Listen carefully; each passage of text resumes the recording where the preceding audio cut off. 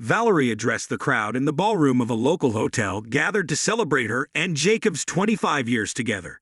I want to thank everyone who came out tonight to help Jacob and I celebrate the end of our 25-year marriage. No marriage is without hardships, frustrations, financial challenges, and pretty much everything else.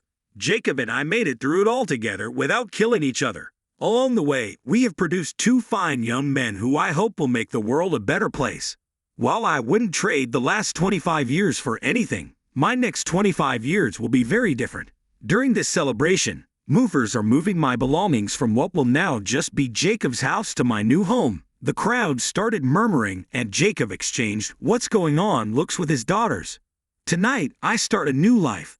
One that will hopefully last 25 years with just as many good memories. Those previous good memories of my 25 years with Jacob took a lot of energy, sweat, cooperation, and sacrifice. I don't regret it for a moment. I want to thank my husband for his part in making all those years so precious. It took her a while to gather her thoughts. Then she continued, "Well, now I'm going to be selfish when I'm older, but I'm going to keep my health. I doubt many of you will approve of what I'm doing, especially Jacob and the girls, but from now on I'm doing what I want to do. I am willing to do what I want and not worry about how any of my decisions might affect my husband, my family, or my friends. If any of you don't like it, you don't have to do it. I don't really care anymore. Thank you to those we have been friends and neighbors with over the years. Fuck you to all those who have been a pain in the ass. No need to prolong this any longer. I'm out of here." Valerie walked over to Jacob and handed him the envelope. She had tears in her eyes, but she turned without saying anything to him. Then she headed for the door, and the crowd parted, giving her a way out. The muttering got really loud. The girls walked up to their father and asked, "What the hell is going on, Daddy? Is Mom serious? Is this some kind of prank? You know as much as I do. I'm just as stunned. Let's see what's in the envelope." He ripped it open. The heading "Petition for Divorce" stood out. He quickly read the contents. "She's divorcing me. She's already taken half of the current and savings account and will sell me her half of the equity in the house. Or we'll call it selling the house. Are you sure that's real, Dad? As real as my broken heart. Dad, you can't let her do this. Go after her and make her come back. I suspect she's already been captured. You mean she has another man? Probably. What are you gonna do about it? Probably sign the papers and get drunk. I don't want a wife who doesn't want me. Dad, let us talk to her. Maybe we can bring her to her senses." By this time, the crowd had dispersed. Jacob and the girls cleaned up the mess, stopping occasionally to cry. A few days later, the girls returned with a report. "Mom has lost her mind. She's dating a guy only 2 years older than Melody. It's disgusting. She was hugging and kissing him the whole time she was talking to us. It was worse than a fucking teenage kissing party. She says she's tired. She's bored with her life with you after we left home. She didn't say empty nest syndrome, but we suspect it. When she looked into the future, she said she can't stand the thought of 25. She wants to have some fun. She says she's moving on with her life and advised you to do the same. I think I need to see a lawyer and see what my options are." 2 days later, the lawyer informed him, "You have two options. Accept defeat or accept defeat twice. You lose if you litigate despite the supposed even split. So unless you find a woman who makes good money and is willing to move in with you immediately, my advice is to sign the papers, get it over with, and move on." At the final hearing, Jacob had to bring a check for half of the equity from the sale of the house and furniture. Valerie sat next to her boy toy. Val was dressed like she was 20 years younger. Her dyed hair made her look young, until you looked deeper to see the wrinkles on her neck that gave away her hidden age. As the girls had described earlier, she almost made love to a boy right there while they waited. When she did speak to Jacob, she suggested, "Since we have two girls in common, there will be times when we are all together. After 25 years of marriage, we should at least be able to be friends." "No, Valerie, we're not going to be friends." "Why not?" "Because when we were married, I loved you. I loved you more than anything in the world. And now I don't even like you. We will never be friends. This is a warning. Be careful. You don't want to make me your enemy." Toy Boy interrupted with a smirk and a sarcastic comment. "I want to see the backup paperwork for all the expenses involved in selling the house. I don't believe he won't cheat you." Jacob's lawyer handed the documents to Buster. He reread them while Valerie nibbled on his ear and helped him read words that had more than one syllable in them. Jacob began to plan what he would do to both of them in retaliation. A few weeks later that evening, Valerie and Buster were celebrating the final divorce decree at their home. In addition to alcohol, brightly colored cigarettes were involved. They were both riddled with smoke and put up little resistance when someone wearing a gas mask burst into their apartment. Both soon passed out from the poisonous substance sprayed there. They awoke to find that they were naked, tied to chairs, sitting back to back and unable to see each other. Valerie was the first to recognize the kidnapper. "Jacob, what are you doing? Untie us now. You're in big trouble, asshole." "Let's see. I'm standing here and free to walk around while you and the boy are tied to uncomfortable chairs. I'd venture to say you two are the ones in trouble." Buster threatened. "Untie me, old man, or I'll kill you." Jacob laughed. "Shut up, kid. The adults want to talk." "Valerie, you broke one of our wedding vows in which you renounced all the others. I thought I'd make sure you kept the other wedding vow. Till death do us part. You're not gonna kill us. You're a good man. When our dog was run over, you cried for days and paid for the dog to be buried in the pet cemetery. You won't do anything to stop us from seeing our daughters and our future grandchildren. Now let us go, and I promise, Buster, and I won't turn you in." That man you described in such enthusiastic terms is dead from the moment you announced you were abandoning your family. That man you thanked would never do anything like what this man plans to do. Sorry, Valerie, but you didn't know me as well as you thought you did. Any other comments before I begin? What are you going to do? Look at the table. I have pruning shears, duct tape, a sharp knife, and a torch. Does that give you any idea what I'm going to do? No, let's talk about it. Maybe I rushed into a divorce. Buster is just a midlife crisis mistake. I realize that deep down, I still really love you. We can make up and go back to where we were. You can go back to being a cuckold and you're planning your escape from our marriage. I'm sorry, I'm not in the least bit interested. No, I mean when it was just you and me and the girls. Remember all the good times we had? You wouldn't kill the woman you loved, the mother of your children. I may not be able to kill you, but I have no problem torturing you. Yes, and I have no qualms about killing Buster, the boy toy." Buster intervened. "Hey, it's not my fault. She came after me. She even had to bribe me to make love to her. Hell, I have to close my eyes to kiss her old body. I do it as fast as I can to get it over with. I'm just in it for the money. Dude, I promise I'll leave town and never bother you again.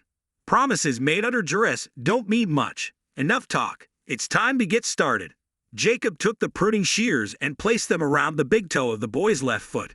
Big toes are important for balance, at least that's what I'd heard. Surely the opportunity to sleep with my wife is worth the sacrifice. No, please don't. I'll do anything. All I want is for you to bleed to death." Buster soon screamed, then suddenly stopped.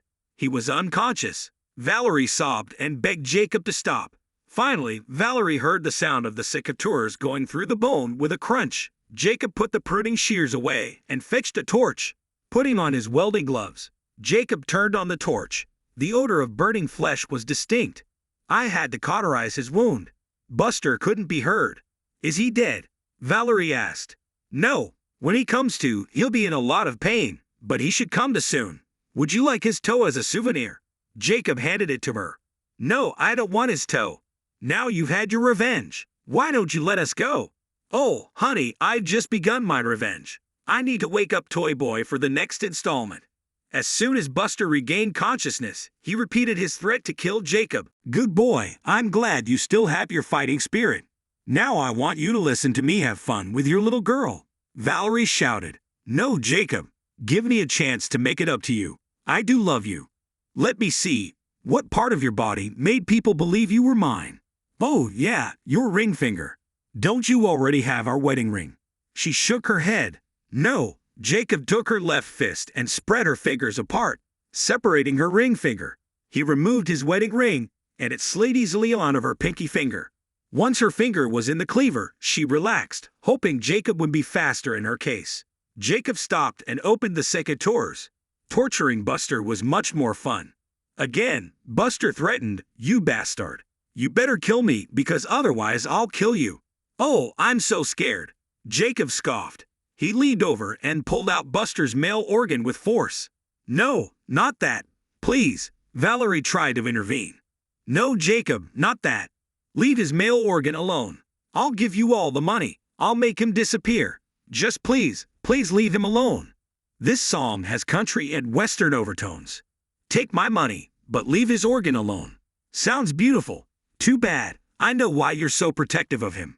The male organ that gave me horns. Jacob, leave the boy alone. He told you the truth. I was the one who went after him. He had a strong body and a nice male organ that I thought I wanted. Don't take it out on him. Take it out on me. Now you have compassion for someone. Where was your compassion when you abandoned me and our daughters? I'll tell you where. You rode your lover cowboy style. That asshole. Jacob pulled Buster's male organ out as far as he could. Listen to her, boy. Please don't. Please, I'm begging you. Hey, what if I make you feel good? I have experience. I'm very good at it. You're a sick puppy. Do you know what they do to neutered dogs? Jacob reached for a sharp knife and cut off a piece. There was blood splattered everywhere. Buster fainted. The cauterizer burner was used again with the accompanying odor. I'm sorry, Val. He'll never be a man again. Jacob, I hope you spend the rest of your life in prison being raped by huge black men. You still don't get it, do you? My plan is to go to hell before you do. I'll be waiting there to punish you even more. Go ahead and kill me, you bastard. Dirty mouth. Mouth. That gives me an idea. Jacob forcefully opened Valerie's mouth, stuffed the severed male organ into her mouth, and taped it shut. She was having trouble breathing. Breathe through your nose. I know it's hard, given your allergies, but it's a matter of life and death. Anyway, I think I'm going to leave now. Valerie found it so hard to breathe that she had to swallow it. Soon after, she passed out from lack of oxygen and intense fear. When she woke up, she was free, but Buster's body was gone. There was a foul taste in her mouth. She remembered why and threw up. Senor, why don't you want a good girl to be a good wife? You get a lot, and her family takes care of your house, cooks for you, washes your clothes for you, and does the dishes and cuts the grass. I don't need someone for the house and yard. I can do that. I need something to do. She said something in Spanish that no one north of hell could translate. He took his daily dose of gringo with a few buddies who were also living the good life on a benefit plan called Costa Rica. Hey, Jack, yesterday after you left, a pretty woman asked about you. Dude, I can't believe you let her leave. We told her you'd be back today. Oh, man. The men looked over his head. He knew she was behind him. Hey, Jacob, this is a nicer version of hell than I think you deserve. Can we talk? Valerie stood behind him, looking nicer than he remembered. Of course, but I want to stay in front of my friends in case you try to kill me. Will they stop me or help me? All the men said, we'll join you. Thanks, guys. They went to a table at the far end of the restaurant. Both ordered coffee. At his suggestion, Valerie ordered a café con leche. Does café con leche mean coffee with poison? Not yet. It depends on how long you intend to stay here. I don't know. How long do you plan to stay, Jacob? I plan to die here.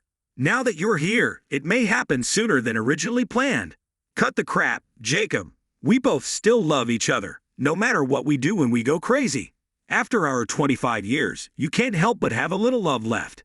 So your crazy period is over. I'm not sure about mine. It took me a while, some therapy, and, last but not least, the recovery of my throat from swallowing a male organ.